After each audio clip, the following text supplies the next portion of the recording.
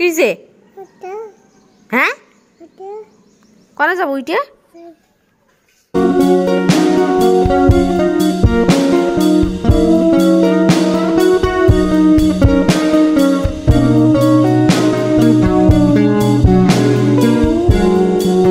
আসসালামু আলাইকুম এভরিওয়ান, নতুন একটি ভিডিওতে সবাইকে স্বাগতম। আশা করছি আমার আজকের ভিডিওটি আপনাদের কাছে অবশ্যই ভালো লাগবে।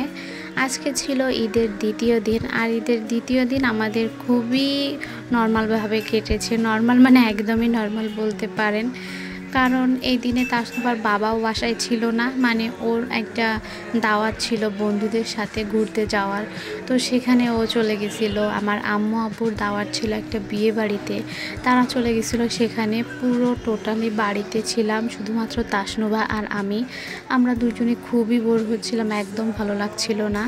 তারপরে ডিসাইড করি যে যাই আমরাও একটু বাইরে থেকে ঘুরে আসি। তখন তাসনুবাকে নিয়ে আমি বাইরে চলে যাই, মানে আমার একটা ফ্রেন্ডের বাসাতে যাই। সেখানে যেয়ে অনেকটা টাইম গল্পগুজব করে দেন পরে ওদের সাথে আমরা আবার একটু বের হই। আমাদের বাসার সাইডেই যে ছোট্ট একটা শিশু পার্ক আছে, তো ওইখান থেকেই ঘুরে আসি। আসলে ওইখানে দেখার মতো কিচ্ছু নাই মানে কিছুই নাই, জাস্ট ফাঁকা জায়গা। তাও ভাবলাম যে একটু হাঁটাহাঁটি করে আসলে লোকজনের ভিতরে গেলে হয়তো বা আমার তাসনুবার ভালো লাগবে। ঈদের সময় একটু ঘোরাঘুরি না করলে বাচ্চাদের আর কি ভালো লাগে না। আমরা বড় হয়ে গেছি, আমাদেরই ভালো লাগে না, আর সেখানে ছোট মানুষের কথা আর কি বা বলবো বলুন। তো এই অবস্থা আর কি। এখানে আসার পরে আমার বান্ধবীর সাথে যেহেতু আসি, এই যে আমার বান্ধবী, তো ও তাসনুবাকে বেলুন কিনে দেবে। মানে তাসনুবা বারবার বেলুন চাচ্ছিল, তারপরে ও বেলুন কিনতে গেল। অনেকবার নিষেধ করলাম বেলুন কেনার দরকার নাই, কারণ ওটা তাসনুবা নিলেই ফাটাই ফেলে।